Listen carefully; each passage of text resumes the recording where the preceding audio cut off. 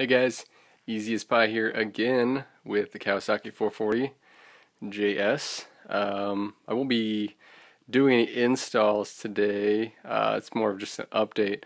I got a whole bunch of really cool stuff which I will be making videos for here soon. So my last video was the flywheel install, and that was kind of the kickoff, but I finally got all of this stuff, and I figured, I don't want to tear into this right away, so I'll just kind of throw it out there what I've got. Boom. All sorts of fun stuff. So, as you know, I've got the 440, 550 cylinder, and the top end kit. So, new pistons, new rings, new gaskets, all that jazz. I got this Mariner head here, high compression head. I'll be doing a video on probably just this, looking at a few different aspects, the cooling potential of this thing and the additional compression potential and how to install, of course. I've got the 550 cylinder. I've had that for a while. I actually threw up a video on porting and polishing that, and you can check that out in my playlist, I guess. So, but the next step, whenever I go to do the swap, I'll probably just make an entire swap video. So I picked myself up a cylinder hone. I'll probably do a video just on honing. I've got some pretty good information on that. I did a good deal of research just to give you guys all the information you need to know about honing. I got some copper base and head gaskets for my 550 swap to get a little more boom for my money. So decrease the amount of space in your head and you get more compression, and more compression equals more go. So I probably won't make a video on that. I've already got a compression video that kind of explains how all that works. So I'll probably just throw that in with my 450 550 conversion video. I already opened this, so I guess I couldn't really call this an unboxing, but I got this WSM top end kit. It's the 550cc standard bore, so this jug or cylinders or whatever barrels you want to call it, they're not bored out. I'll hone them. The insides look great, so I really won't need to do much with those. But they came with the standard gaskets, exhaust, and intake, and all that jazz. Obviously, I won't be using some of those. Got the copper gaskets. I think that'll be more fun. Probably blow up my engine quicker, but I guess it'll be interesting. We'll learn together. And finally, I've got this awesome exhaust. So it's a, here you go, Butch's Jet Ski Shop. None of this stuff, I should say right away, is new technology by any means. All this stuff has been out there for probably, I don't know, 30 years. From what I understand, this Butch's Jet Ski Shop stuff is actually pretty much identical to the West Coast exhaust. I'm not exactly sure if Butch's eventually came West Coast or what, or how that worked, but from what I understand, they're pretty much the same thing, so I figured, hey, why not get some exhaust? It's got to be fun, right? The only thing is I figured out I'm probably going to need to get a new intake manifold and carburetor as well, so I can actually tune the engine, so I get the most power I can out of all this stuff. So I guess I'll be sinking some more cash into this thing. By the way, jet skis, huge money pits. Even if you get a good deal on these things, if you intend on doing anything with them, just plan on throwing away as much as you spend on the thing, tuning it, and doing whatever fun stuff you want to do with it. But anyways, at least you're learning this through me, I guess. I don't know. Intake manifold, alpha. I couldn't find any information on this, but the guy that was selling it, I don't know. He sold it, I guess. I've got it now. But aluminum, I started cleaning it up. This will be a part of my intake or exhaust video series I guess I'll make. This will probably be a series, I guess, right here, these two things.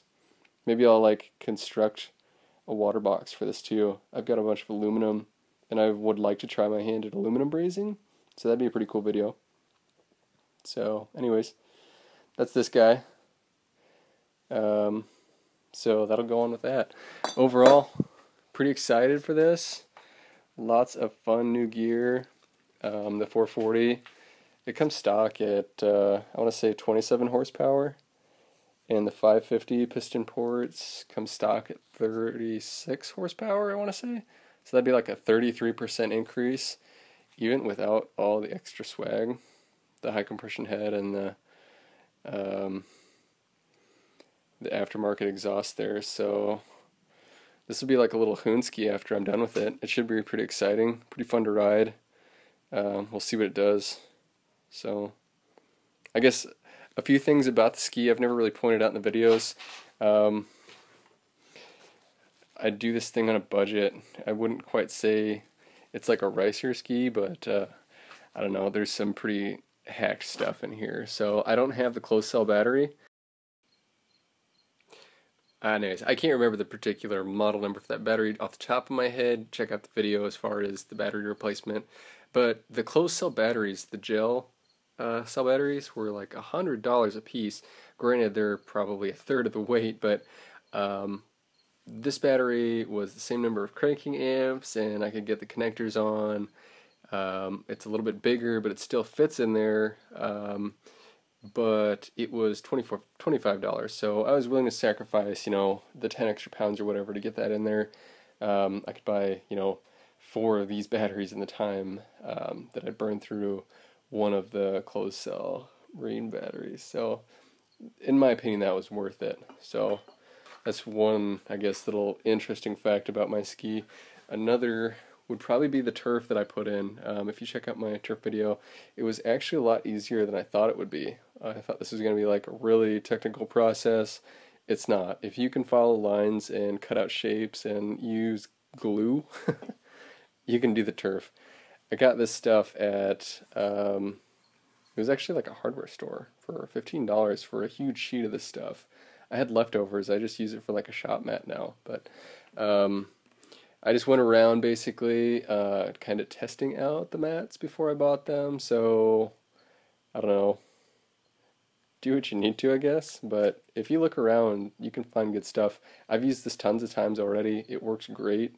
I like it actually better than the HydroTurf that was on my deck before. So you can spend like $60 on a sheet of HydroTurf, or if you search around, you can get quality closed cell foam for a decent price that's not completely silly like HydroTurf.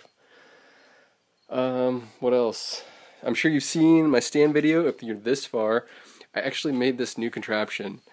In my opinion, it's pretty solid. It's made out of 4x4s.